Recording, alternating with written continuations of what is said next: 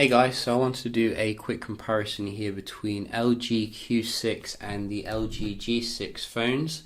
A few people were asking me to compare the two handsets here because they are quite similar in terms of the build quality, but I think they do have some differences that you need to be aware of if you're looking at these two handsets. So we can just start them up at the same time here and go over what the main differences are between them. We can also have a quick look at the performance of the Q6 phone. Starting up already, you can see there's a difference in terms of the boot up. The Q6 has a more up-to-date boot up kind of screen. I think the G6 will boot on faster, as you can see. But you can see the Q6 actually has quite a good performance, I have found, given that it's using more entry-level specification. So let's just have a quick look at the devices side by side here in terms of the software.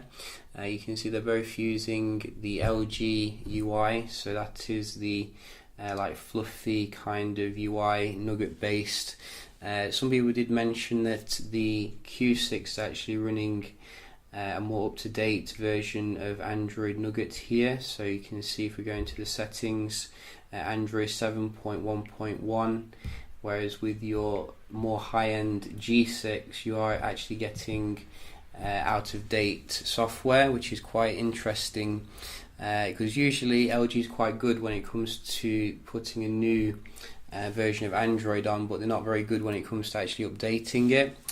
In terms of the actual features, etc., you'll notice that we do get the always on display on the G6, but when you turn this one off, you can see you don't get that facility. That could be a deal breaker for some people because it is quite useful to get notifications, etc., on the front, unless there's a way to turn it on with the Q6. I have had a quick look around the settings, but I couldn't see it.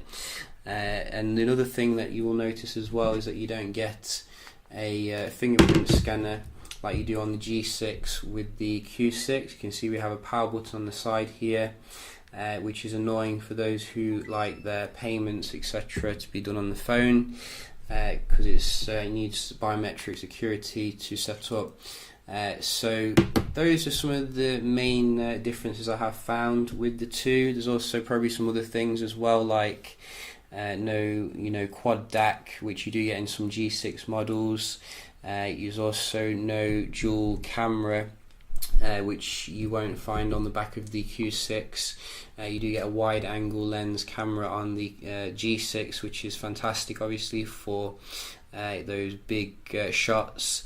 You do also get a slightly different like arrangement of the speaker here. You can see we have a speaker on the back with the Q6 versus on the side here with the G6.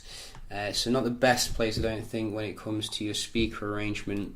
I think they've done quite well to make the same kind of display here though in terms of the aspect ratio, but some people say they don't like this because it makes the apps, etc., look weird.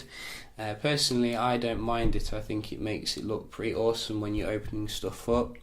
You can just quickly have a look here at the performance between the two.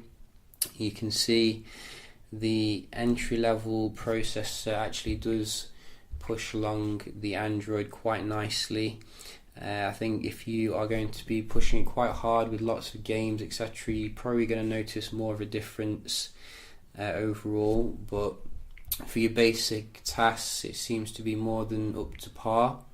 I think it comes with 3 gigs of RAM, so that's something quite useful for future proofing, which I think generally most people probably won't be buying this as a heavy kind of gaming device. They'll be probably just buying it as a solid phone to use really. So I can't really fault the actual day-to-day performance overall. I will be comparing it with some comparable handsets to the same kind of category in terms of like Nokia 6, etc., as well as what Sony's offering, so do stay tuned for that. But just a quick little comparison here between the Q6 and the LG G6. I think there's also a Q8 as well, but that's also based upon the V20, but on a smaller form factor, so it's probably worth looking out for that, because it comes with waterproofing and a dual display, but on a small kind of level here. This one actually does come with waterproofing as well, which is quite good that they've put that in. So yeah, just a quick comparison here, and I'll see you in the next one. Cheers.